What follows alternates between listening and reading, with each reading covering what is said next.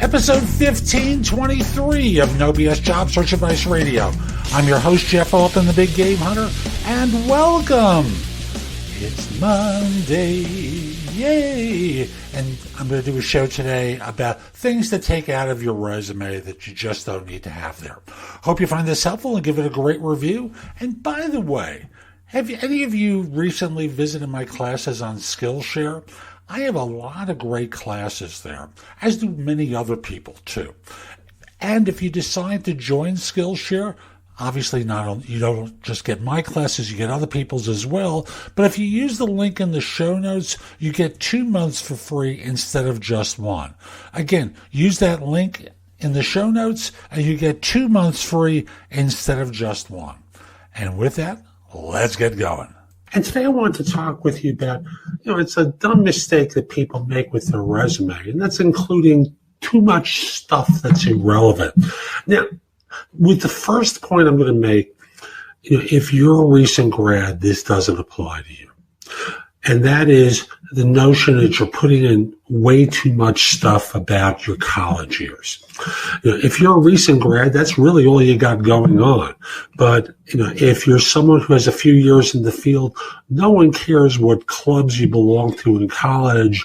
They don't really care all that much about your GPA unless you were valedictorian or got a ridiculously high degree. What they care about what you've done. So don't include too much detail. Next, fellowships, internships, prizes. Same thing applies.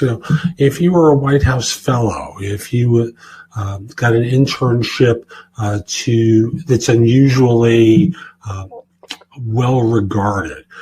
If you received a fellowship or an award that was extraordinary within your sector, you include that. But for most of you, that's not the case. What you're doing is filling space that could be better used for information related to your work life.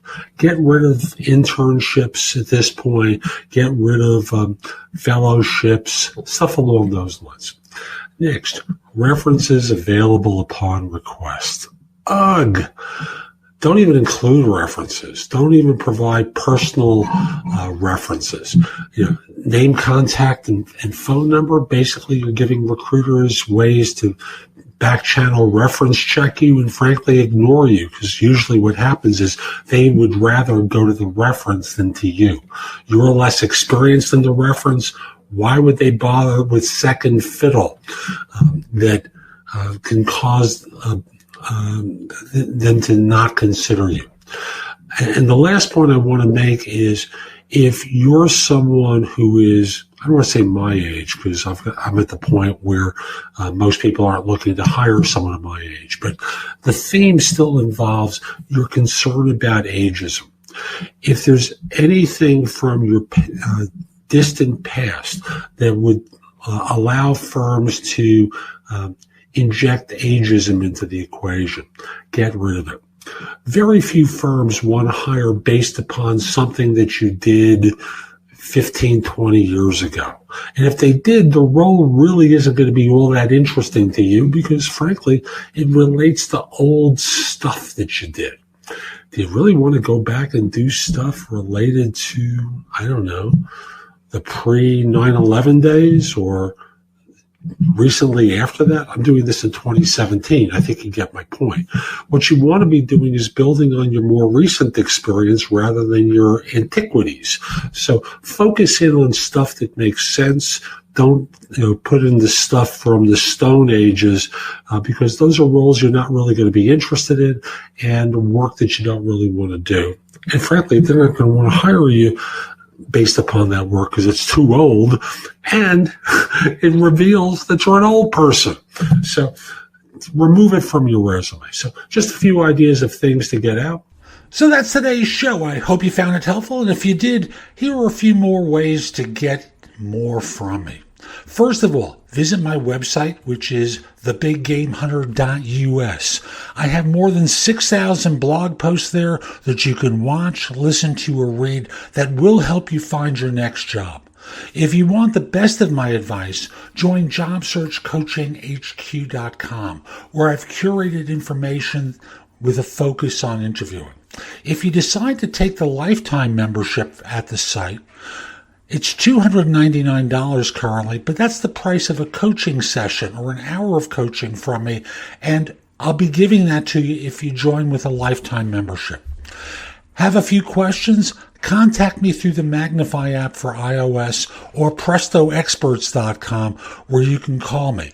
Schedule a specific time with me through chat on Magnify or by connecting with me on LinkedIn at linkedin.com/IN/The Big Game Hunter.